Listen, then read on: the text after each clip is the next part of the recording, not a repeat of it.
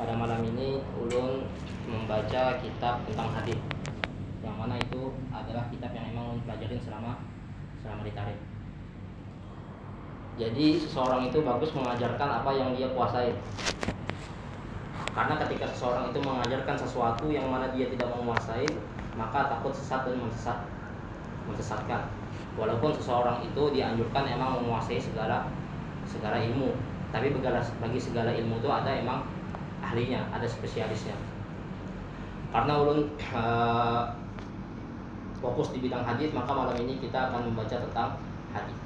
Kitab ini kitab yang mengumpulkan 40 hadis.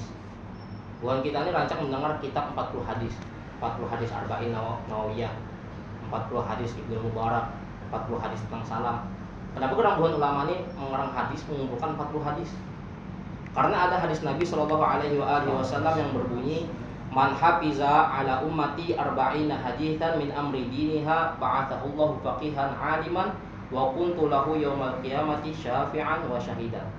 Ujar Nabi, barang siapa yang hafal 40 hadis tentang yang aku sampaikan, ujar Nabi, yang berurusan dengan kaitannya itu dengan agama, 40 hadis tentang sembahyang kah, 40 hadis tentang tauhid kah, 40 hadis tentang asmaul husna kah, apapun itu 40 hadis dia Nabi, siapa yang hafal, maka dia di hari kiamat itu dibangkit oleh Allah, ba'athahullah, yang minggu kemarin dibahas tentang sifatullah al-ba'id, itu akan dibangkit oleh Allah pada hari kiamat menjadi orang yang faqih dan orang yang alim.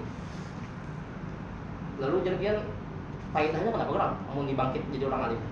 Kan dia pada mahsyar semua orang itu sama aja. Apa faedahnya dibangkit dalam keadaan menjadi orang alim? Kan semua orang artis kah? Orang awam kah? Pedagang kah? Miskin kah? Berjualan kah? Apakah presiden kah? Kamu dibangkit di hari kiamat sama aja dengan baju. Tapi di sini Nabi menyambat dibangkit pada hari kiamat menjadi orang alim. Emang faedahnya orang alim apa di pada mahsyar? Jadi orang alim itu dibutuhkan gak hanya sampai di dunia, tapi juga dibutuhkan sampai ke surga. Jadi di surga itu kisahnya kita tuh dapat segala nikmat, rumah ada, bidadari ada, makanan banyak, minuman banyak.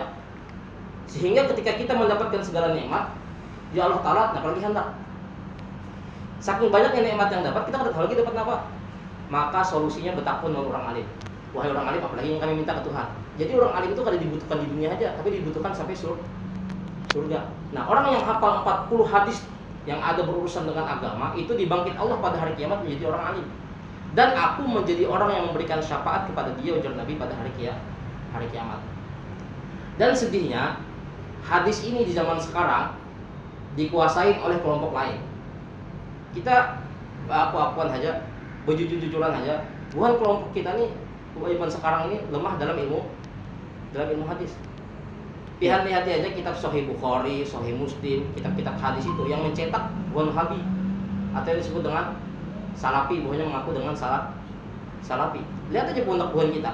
Amun kada tauhid, nur Tuhan, nur Muhammad, Allah Ta'ala kada benar, nur Muhammad, tasawuf, cara suluk kepada Allah, itu aja yang diajarkan.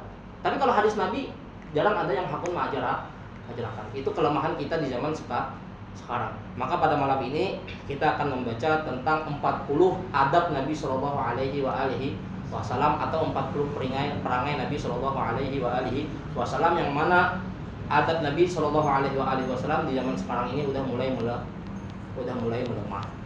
Nabi Shallallahu Alaihi Wasallam bersabda, bada'ad dinu ghoriban, agama itu dimulai dengan cara asing.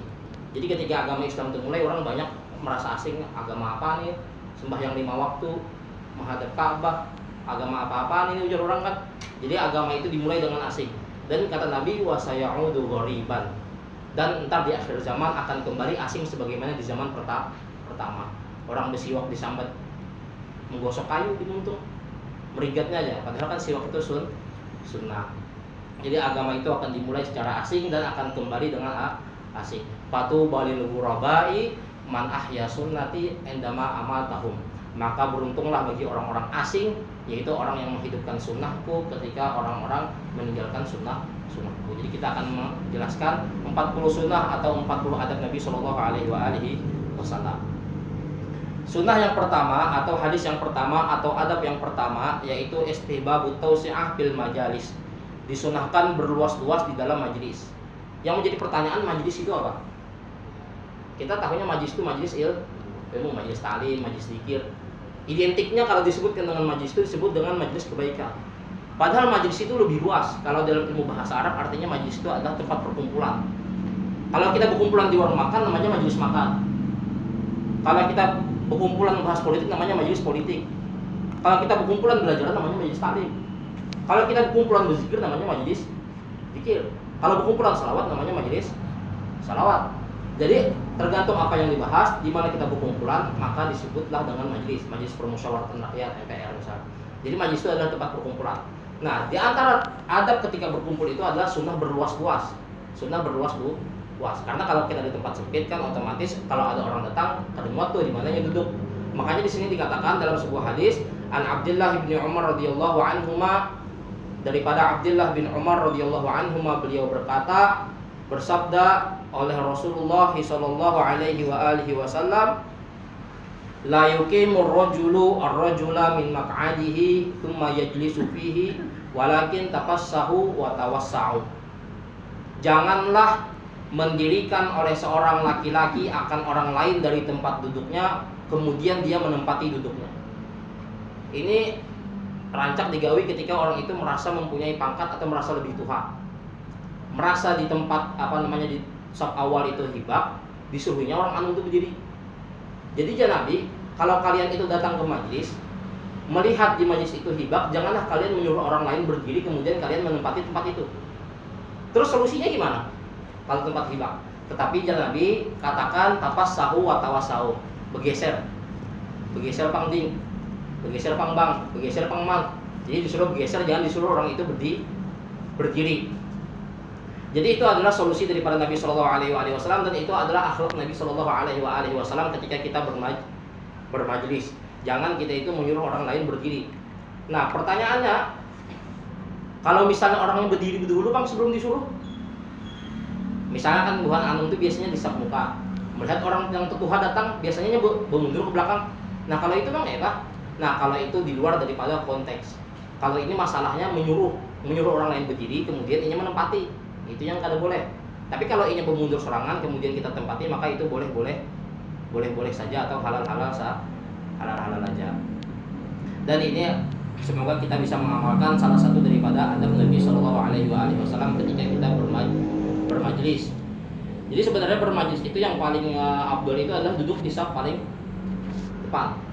Jadi ketika kita sudah duduk di paling depan, jangan hendak sesekali mundur. Karena kalau dalam kaidah usul fikih itu dikatakan al-ithar bil qurbah makruh. Mengutamakan orang lain dalam masalah ibadah itu makruh. Saf pertama lawan saf kedua yang mana yang paling afdol? Saf pertama. Pian aja maju aja. Itu menyuruh orang maju itu hukumnya makruh. Karena kita dalam ibadah itu disuruh berdahuluan. Kada memandang siapa yang lebih tua, siapa yang lebih anu. Jadi mendahulukan orang lain dalam masalah ibadah itu makruh. Tetapi mendahulukan orang lain dalam masalah dunia hukumnya sunnah. Tetapi biasanya ta'aduban karena beradab dengan orang yang lebih dewasa, maka kita tuh kadang menyuruh, tapi kita berdiam aja. Misalnya ada saf di muka kosong, kita berdiam. Karena kalau kita berdiam itu namanya kita kada ikhtar, tapi berdiam aja. Tapi kalau kita pada dulu itu namanya ikhtar, mendahulukan orang lain. Dan itu bisa dikatakan hukumnya makruh dalam mazhab Imam Syafi'i. Mengenal si perawi hadis. Jadi kitab ini menjelaskan tentang hadis, faedah hadis lawan siapa yang meriwayatkan hadis. Siapa yang meriwayatkan hadis di sini yaitu Abdullah bin Umar. Abdullah bin Umar ini siapa? Atau yang dikenal dengan siapa sebutannya rancak Ibnu Umar. Nama aslinya adalah Abdullah bin Umar. Abdullah bin Umar ini anak daripada khalifah yang kedua, yaitu Umar bin Khattab. Abdullah bin Umar ini ipar Nabi. Karena kakaknya yang bernama Hafsah itu adalah istri Nabi Shallallahu Alaihi Wasallam. Hafsah dan Abdullah bin Umar ini anak Umar bin Khattab dengan satu mama. Ada namanya bini Umar bin Khattab namanya Jamilah. Nah Jamilah itu punya cucu namanya Umar bin Abdul Aziz atau yang disebut dengan khalifah yang lain. Itu beda mamanya lawan Abdullah bin Umar. Itu adalah Abdullah bin Umar bin Khattab. Di sini dikatakan Abdullah bin Umar bin Khattab ini orang yang sangat wara, adalah orang yang sangat berhati-hati. Wara itu apa? Wara itu meninggalkan yang halal. halal. Kalau zuhud itu meninggalkan yang haram. Jadi ada perbedaan antara zuhud dan wara. Beda zuhud lawan juhud terus. Kalau zuhud itu meninggalkan, kalau juhud itu bahasa kita, artinya tarik terus. Nah kalau wara ini meninggalkan yang sudah halal. Misalnya makanan itu banyak, tapi hanya makan sedikit saja, itu namanya wara. Meninggalkan yang sudah halal, tapi memakan yang secukupnya. Beliau ini terkenal dengan wara, dan beliau ini terkenal dengan kathiral ittiba li athari Rasul. Banyak mengikut dengan jejak Rasul Shallallahu Alaihi Wasallam. Jadi Abdullah bin Umar ini diceritakan suatu hari melakukan perjalanan. Lucunya ketika di perjalanan itu beliau mengelilingi pohon. Pohon itu dikelilingi oleh beliau. Ujar sahabat, apa yang kalian gawi? Kenapa mengelilingi pohon, tawaf dari pohon? Kan tawaf di Ka'bah. Kenapa pohon dikelilingi? Jadi Abdullah bin Umar, aku tuh suatu hari pernah bepergian sama Nabi. Aku lihat Nabi itu mengelilingi pohon. Kan aku pernah melihat Nabi mengelilingi pohon, aku kelilingi aja di sini. Karena tahu kaidahnya apa? Jadi dikenal Abdullah bin Umar ini adalah orang yang sangat mengikut dengan jejak Nabi Shallallahu Alaihi Wasallam.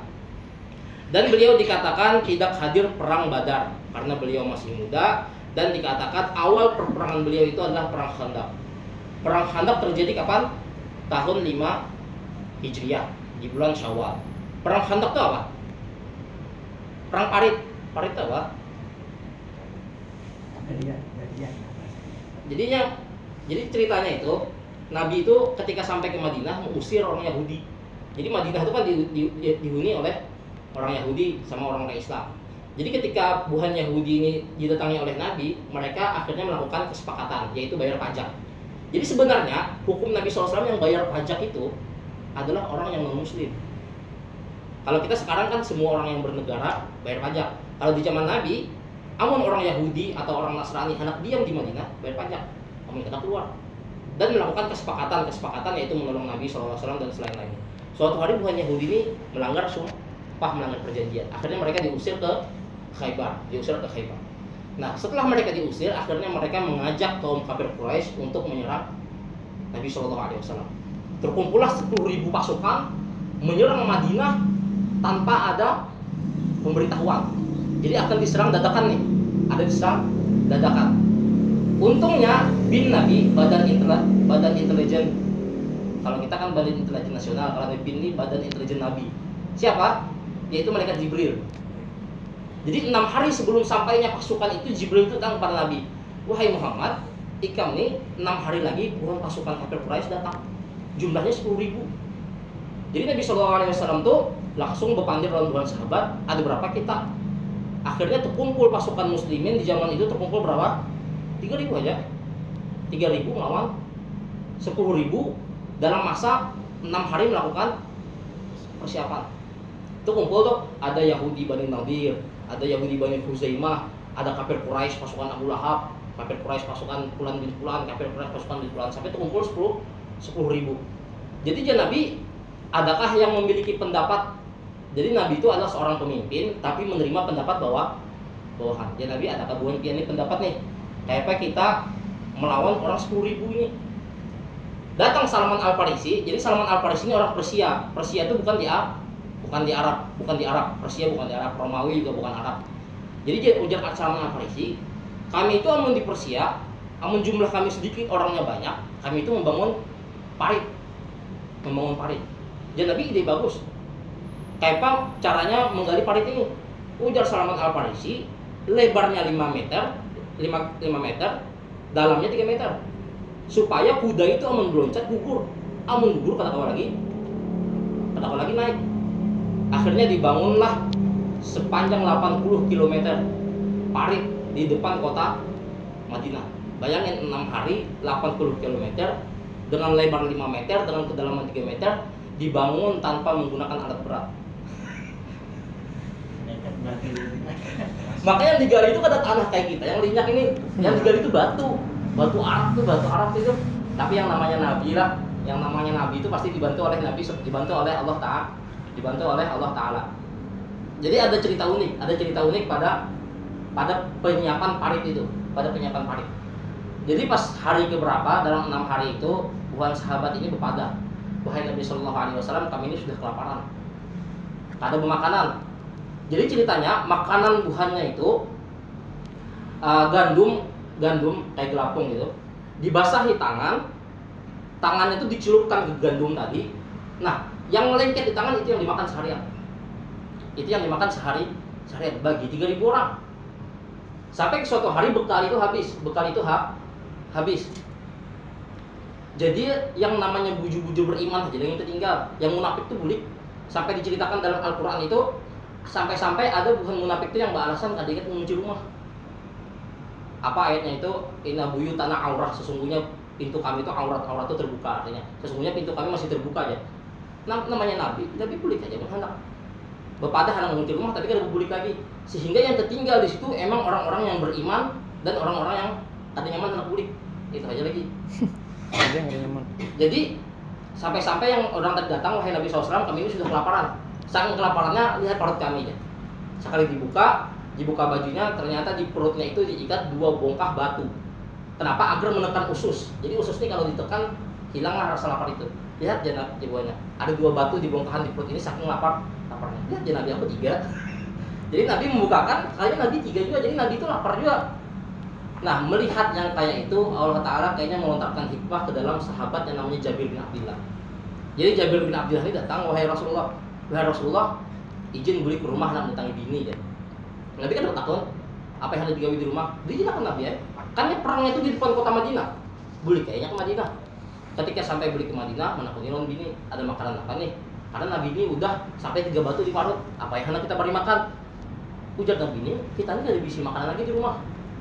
Amun hendak mulahkan Nabi makanan, ada anak kambing nih di rumah kuntian. Dan ada 1 sok gandum. 1 sok gandum itu 1 genggaman tangan orang dewasa kalau digabung ini. Jadi jabininya tuh amun hendak kawannya anak kambing disembelih, pian yang beli, turun mengulah roti dari gandum tadi. Ayo aja Jabir Abdullah. Setelah dibikin, setelah dibikin kuah lah, dibikin roti, datang Jabir bin Abdillah tadi balik lagi ke rumah, sudah nang bininya. Kiau Nabi. Pas Jabir bin Abdillah keluar, ingat dia bini, jangan kiau bertahan. Nabi aja lawan 3, 4, 5 sahabat saja. Karena makanannya sedikit, gandum yang segini. Kan yang diprioritaskan kan Nabi.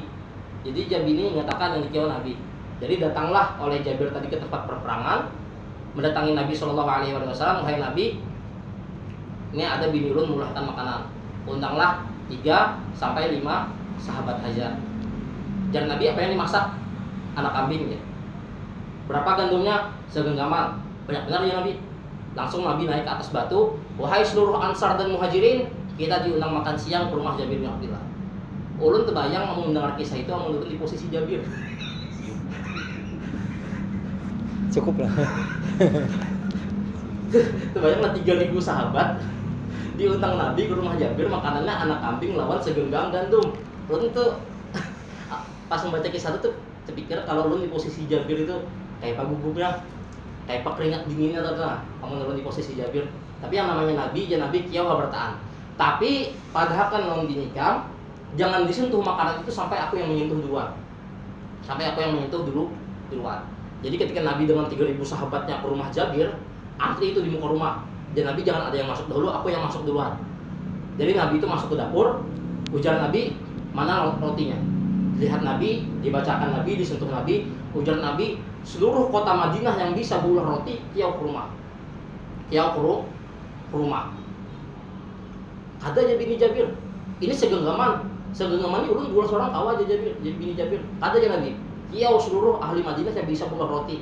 Akhirnya di kiau, ketika mereka datang, diambil Nabi ke dalam ember, dalam baskom itu kan dalam wadah, dijulungi Nabi setiap orang ulah roti, sampai akhirnya jadi Nabi, wahai Jabir, ambil piring. Setelah diambil piring, ikan kiawi 10 orang masuk, per 10 orang masuk, per 10 orang. Akhirnya masuk 10 orang, Nabi yang mengaut, Nabi yang mencubitakan rotinya, gandumnya tuh. Jadi Nabi yang mencubitakan atau mengambilkan. Jadi yang Jabir yang aku lihat itu, setiap roti itu dipotong oleh Nabi, muncul lagi roti yang lain. Karena roti itu kan, roti Arab kan gana. Ketika dicubit oleh Nabi, pulang sempurna roti itu. Itu yang aku lihat di Jabir. Setiap Nabi mengambil kuah kambing itu, kuahnya akan berkurang.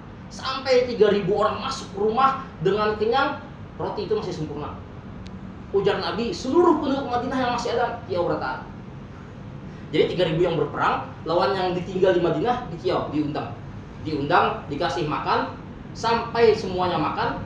Bayangkan, yang mereka makan itu jatah 3 hari sebelumnya yang belum makan. Sampai juga buat perang yang akan datang. Terbayanglah makannya banyaknya ya Pak. 3 hari belum makan, jadi memakani orang yang belum makan 3 hari, lalu memakani orang yang akan berperang. Lalu namanya orang hendak berperang itu nafsu juga deh. Gancang hendak kuat, lawan itu hutan, jadi kan nafsu juga. Dia kan akan mati juga kan nafsu juga, makan sebenarnya kan. Jadi setelah mereka ahli Madinah makan, ujar Nabi, nah buhan ikam yang di rumah ini makan. Akhirnya setelah buhan mereka makan, bukan Nabi lagi yang mengaut.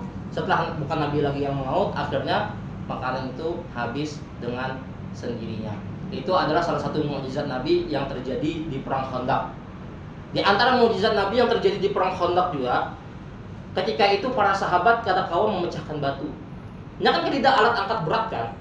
Jadi kan ketika hendak mengolah parit itu, otomatis batu yang ganal itu harus dipecahkan. Jadi diangkat halus-halus. Ketika batu itu ganal, takut diangkat.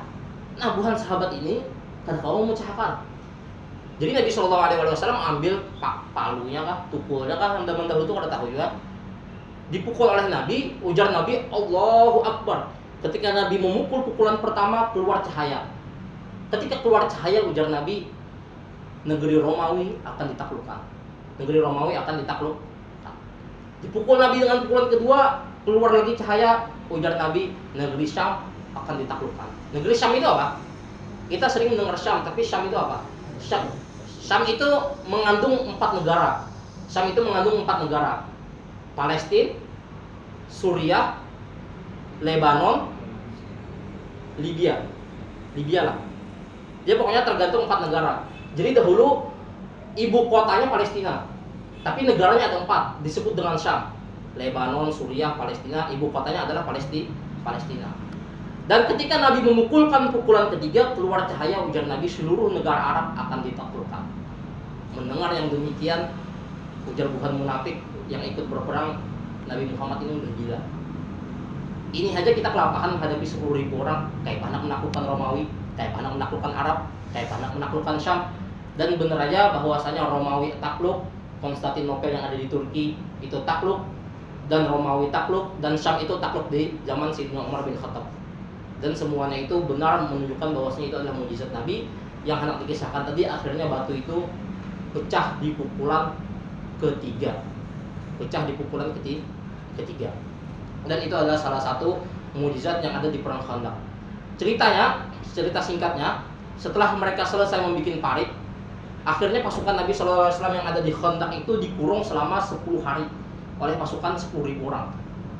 Jadi namanya kalau pemerintahan itu kada kuat, mati 10.000 itu dikurung. Dari mana makanan itu masuk? Tapi yang namanya Nabi Muhammad itu adalah Nabi. Ujar Allah Ta'ala, kami kirimkan pasukan lam tarauha yang kalian tidak akan melihat, dan kami kirimkan rihan, badai. Akhirnya mereka yang mengirim mereka yang mengurung Nabi selama 10 hari itu dikirim pasukan malaikat, dan mereka dikirimkan badai, kan pasir. Jadi ulun tuh kalau di Arab itu, kalau badai itu bukannya badai ganal bang lah, badai angin aja. Tapi yang namanya Arab itu pasir, tangkat pasir itu.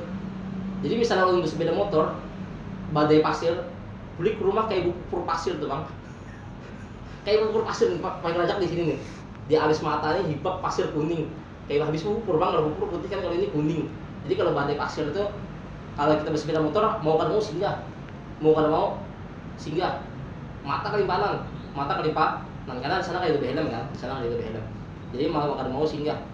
Nah bayangkan itu, Allah Ta'ala mengirimkan badai ke pasukan yang 10.000 tadi. Akhirnya mereka tidak lagi menghukum Nabi. Akhirnya mereka mundur. Lalu Nabi SAW bisa mengatur kembali pasukannya. Lalu terjadilah perang Khandaq, atau yang di Al-Quran diabadikan dengan surah Al-Ahzab. Jadi surah Al-Ahzab itu menceritakan perang Khandaq. Kembali ke kitab. Jadi awal perperangan yang dihadiri oleh Abdullah bin Umar adalah perang Khandaq. atau disebut dengan parang parit, baulah parit, solusi daripada Salman Al-Farisi. Hadis yang diriwayatkan oleh Abdullah bin Umar itu sampai 2630 hadisan, 2630 hadis. Min fawaidil hadis, di antara faedah-faedah hadis. Kalau ingat lagi keramaian kisah tadi hadisnya apa? Hadisnya tadi adalah bahwasanya kalau kita datang ke majelis jangan nyuruh orang berdiri. Tetapi kita bergeser. Ulun hendak duduk di situ. Jadi namanya kurang adab, namanya amun ada orang itu menyuruh orang lain untuk berdiri. Nah, faedah daripada hadis itu apa? Istihbabul lutfi fit ta'amul bainal muslimin. Disunahkan berlemah lembut dalam bersosialisasi dengan kaum muslimin. Jadi kalau kita sesama muslimin itu disunahkan bersunah lembut. Muslim itu apa sih? Muslim itu orang yang selamat. Maka dikatakan dalam hadis, al-muslim man salimal muslimuna min lisanihi wa yadihi. Orang muslim itu adalah yang mana orang lain selamat daripada gangguan lidahnya. Orang muslim itu apa? Orang yang selamat oleh orang lain dari gangguan tangannya. Itu namanya orang muslim. Kalau kita tahunya orang muslim itu adalah orang yang berserah diri. Buka aja di kitab-kitab fikih itu, muslim itu apa? Artinya orang yang berserah diri, atau disebut dengan tunduk. Tunduk dengan perintah Allah. Tapi dalam hadis muslim itu di mana ya, Pak? Orang yang selamat. Siapa yang selamat? Orang lain yang selamat daripada gangguan muntungnya. Selamat daripada gangguan tangannya. Itu adalah orang yang muslim. Jadi kalau kita sesama muslim itu disunahkan berlemah lembut dalam bergaul. Yang kedua, hormatut tajanni 'alal muslim, diharamkan menzolimi orang muslim. Menzoliminya seperti apa? Biiqamatihi min makani julusihi bighairi wajhi haqqin. Dengan menyuruh ia berdiri dari tempat duduknya dengan tanpa ada jalan yang benar. Faedah yang ketiga, istihbabut tawassu'i, disunahkan berluas-luas di dalam majlis bagi orang yang datang ke dalam majlis. Al hadits laisa aman pinnas, hadis ini enggak umum kepada seluruh manusia. Bal huwa khasun bi ghairil majanin, tetapi ini khusus bagi orang yang gila. Misalnya di saf pertama ada orang gila duduk, itu kita disunahkan menyuruhnya berdiri. Jadi hadis ini yang yang larangan Nabi jangan menyuruh orang berdiri, itu kalau orang itu waras. Tapi kalau orangnya gila, maka disuruh berdiri. Itu pertama orang gila. Yang kedua yang disuruh berdiri juga siapa? Waman yahsulu bihil adza. Orang yang menghasilkan penyakit atau mengganggu orang lain. Seperti apa? Seperti orang yang makan bawang mentah apabila masuk masjid. Karena orang yang makan bawang mentah itu untungnya bau. Amun nyebu wiritan dalam masjid, otomatis orang kanan kiri terganggu. Nah, amun orang ini mengganggu orang dalam masjid, sunahkan suruh berdiri. Pertanyaannya, menang merokok Bang? Ada yang merokok? Ini rokoknya. Aman aja berarti. Ada. PRT Bang, ada. Nah, ini di kitab ini menggambarkan masa lalu. Orang yang makan bawang merah atau bawang putih, untungnya itu berbau. Misalnya duduk di majelis, itu disuruh berjauh. Karena bakal mengganggu orang kanan kiri yang sembahyang. Pertanyaannya, menurut merokok? Sama lah. Ada wani bilun yang tapi mengkias sendiri aja. Merokok itu menurut kita mengganggu lah. Baunya mengganggu berarti masuk ke dalam masalah itu. Dan diantaranya juga wasafi, yaitu orang bodoh juga disuruh. Orang bodoh yang di sini adalah orang yang seperti gila ya, bukan orang yang bodoh atau orang awam, bukan. Masuk ke hadis yang kedua. Hadis yang kedua, ahaqqiyatur rajul bil makanil ladzi qama minhu, berhaknya seorang laki-laki dengan tempat yang dia itu berdiri daripadanya.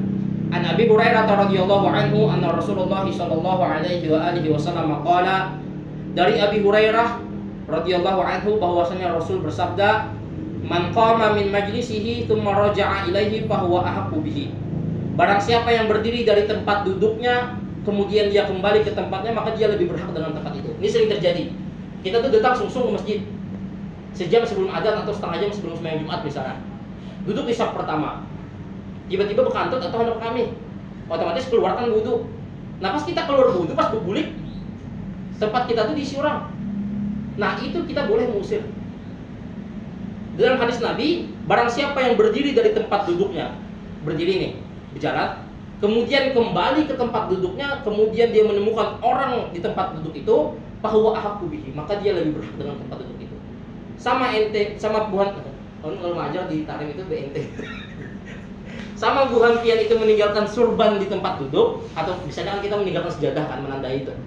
Atau kada meninggalkan sejadah, kita lebih berhak dengan tempat itu pada waktu sholat itu. Misalnya sembahyang Jumat aja, asar ada lagi, maghrib ada lagi, paham lah? Nah, biasanya ini yang sering terjadi kan orang tuh biasanya mengandaki tanda di dalam masjid. Mengandaki apa misalnya? Tasbih kah? Sorban kah? Sejadah kah? Nah, misalnya buat kita ini ada petugas masjid atau kita hendak duduk di tempat itu, jangan sesekali mengangkat sorban itu. Karena kalau sorban itu tak angkat, kemudian hilang, maka kita yang hilangkan. Maka kita, kalau orang yang punya sorban itu meminta bertanggung jawab, kita wajib tanggung jawab. Petugas masjid misalnya kan, tuan kaum itu, misalnya ada tasbih orang berandakan atau sejadah orang berandakan, kita angkat, tak angkat barangnya, maka kita yang menghilangkan. Kalau seandainya barang itu hilang. Tapi solusinya gimana? Digeser. Jangan sampai angkat. Ini adalah hukum dalam mazhab Imam Syafi'i. Yang berkaitan dengan masalah ini. Siapa perawi hadisnya tadi? Perawi hadisnya di sini adalah Abi Hurairah. Abi Hurairah itu siapa? Kalau buhan kita ini kadang tahu nama Abu Hurairah tuh. Tanya aja buhan Habib pasti tahu banyak, karena buhannya tuh menguasai dalam ilmu hadis. Abu Hurairah itu namanya itu Hurairah. Hurairah itu apa? Hurairah itu diambil daripada Hirrah. Hirrah itu apa artinya? Kucing. Jadi beliau itu disambat abahnya kucing. Jadi buhan Arab itu suka berkunyah. Kunyah itu apa? Kunyah itu kalau dalam bahasa Arab itu sebutan yang dimulai dengan abah atau mama. Abahnya Umar, ini abahnya Jidan, ini abahnya Fathul, ini abahnya Qasim, ini abahnya siapa misalnya. Jadi orang Arab itu suka disebut dengan sebutan abahnya siapa. Nah, ketika orang itu kadang mempunyai anak, diulahkan Nabi kunyah. Kunyah. Jadi Aisyah itu siapa? Bini Nabi loh. Aisyah itu adalah bisi anak. Kan tidak? Kan istri Nabi yang melahirkan itu cuma satu. Siapa? Khadijah. Istri Nabi yang lain itu tidak bisi anak. Aisyah ini karena kada bisi anak, kada sebutan kunyahnya. Mamanya siapa kada disebutkan karena kada anaknya. Jadi Aisyah, wahai Rasulullah, ulahkan dong kunyah. Jadi ujar Nabi, tuh kemanakan ikam namanya Abdullah. Bukunya lawan kemanakan tadi. Makanya Aisyah disebut dengan mamanya Abdurrahman. Jadi yang mungkin mendengar Aisyah itu mamanya Abdurrahman, jangan pian sambatkan Aisyah kada berisi anak. Kada. Aisyah itu bukunya dengan kemanakannya. Jadi saudaranya Aisyah namanya Asma. Asma itu kawin lawan Abdullah bin Zubair, mempunyai anak namanya Abdurrahman. Nah, Abdurrahman ini adalah kemanakannya Aisyah. Jadi Aisyah itu bukunya dengan mamanya Abdurrahman. Jadi kunyah ini kada wajib dengan nama anak. Misalnya anak kita siapa namanya? Anak kita Umar misalnya, kada wajib kita tuh kunyah lawan Abu Umar. Kayak Ali bin Abi Thalib, nama anaknya siapa? Hasan Husain. Kunyahnya apa? Hasan Husain lah. Kada. Kunyahnya Ali itu apa? Abu Turab, abahnya tanah. Ceritanya kenapa? Jadi ceritanya Ali bin Abi Thalib itu suatu hari berabah di masjid. Kalau zaman sekarang berabah di masjid itu nyaman. Jadi di Tarim itu, misalnya imbas sembahyang, masjid itu kebanyakan ditutup. Karena Arab Badi guringan di masjid. Arab Badi itu kan Arab pedalaman, Arab gunung kan. Bukannya itu kan kada bersandal, ibaratnya baju dia rusuh. Jadi bukannya itu guringan di masjid. Jadi biasanya masjid itu dikunci. Padahal mengunci masjid itu hukumnya kada boleh. Yang namanya masjid itu haram hukumnya dikunci. Karena masjid itu punya masyarakat. Jadi siapa yang hendak beribadah kawak. Jadi solusinya kayak apa? Solusinya amun masjid itu hendak dikunci, jangan namanya masjid. Jangan namanya langgar. Namanya apa? Musola. Musola itu punya hak pribadi. Hendak kita kunci kan. Hendak kita buka sawasan kan, boleh aja. Tapi yang namanya masjid itu wakaf. Namanya wakaf itu terus orang banyak. Kada boleh dikunci kecuali karena ada alasan. Jadi suatu hari Ali bin Abi Thalib ini berabah di masjid. Kalau zaman sekarang masjid itu nyaman.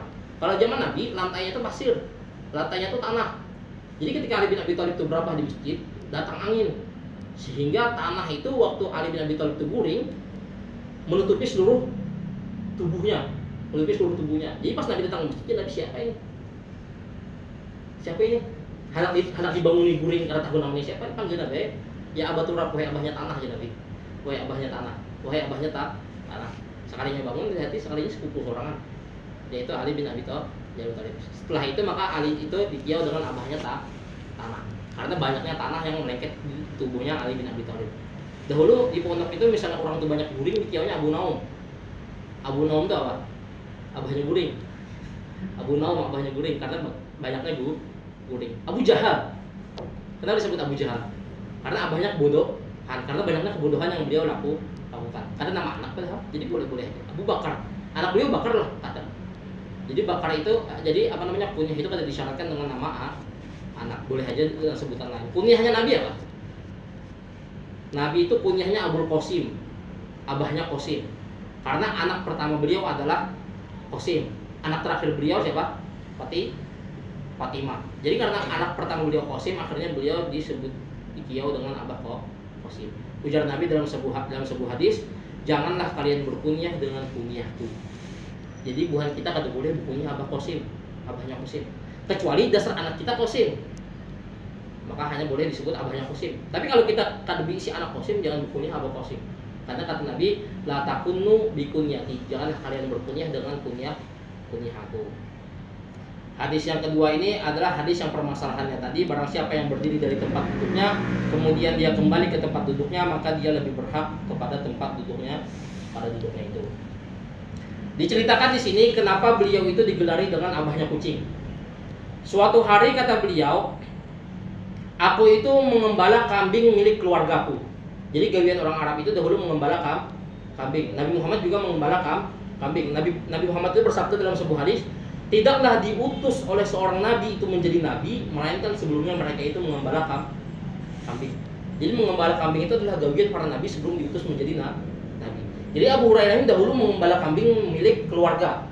Nah ketika dia itu mengembala kambing, dia itu melihat anak kucing. Sehingga anak kucing itu dimasukkan ke dalam kumnya apa? Ini apa katanya? Apa namanya? Lengan lah. Ya. Kalau pian melihat baju orang Arab, Lengan baju. yang dipakai Messi mangkat piala tuh. Kan Messi waktu Piala Dunia kan mangkat piala tuh dipasangin baju Arab itu intinya benar-benar melihat Imam Masjidil Haram tuh ganal kayak apa ininya. Jadi orang Arab tuh dahulu ininya ganal, tapi kan diisi kantong. Jadi yang membulik dari pasar, mau anak barang tuh ke sini. Kalau bukan ulama-ulama Syam itu dahulu, kalau hendak majlis membawa kitab tuh kada di tas, tapi di sini. Makanya ininya ganal. Jadi mau anak tas, mau anak bawaan pasar. Nah Abu Hurairah ini ketika mengembala kambing melihat anak kucing, dimasukkan anak kucing itu ke dalam sini. Jadi ketika bulik ke rumah, mengantar kambing dari keluarga aja buat keluarga, ini bunyi apa wahai Abu Hurairah, wahai Abdurrahman, wahai Abdul Syams. Jadi namanya beliau itu sebelum masuk Islam itu Abdul Syams, penyembah matahari. Wahai Abdul Syams, itu apa yang bunyi tadi? Ujar Abu Hurairah, ini ada kucingnya. Oh berarti kami abahnya kucing di sini. Dia bukan keluarga. Setelah itu maka beliau disebut dengan Abu Hurairah. Abu Hurairah ini adalah sahabat yang paling banyak meriwayatkan hadis. Padahal beliau masuk Islam 3 tahun sebelum Nabi meninggal. Beliau itu meriwayatkan hadis berapa? 5.374. Itu yang tertulis oleh sejarah. Beliau itu masuk Islam di tahun ke-7. Nabi meninggal di tahun ke-11. Tahun ke-11, 10 tahun Nabi dakwah di Madinah. Di tahun ke-11 awal beliau meninggal dunia. Pertanyaannya, bagaimana beliau 3 tahun menghafal 5.374 mengalahkan sahabat yang masuk Islam dari Mekah? Allahu Akbar, Allahu Akbar.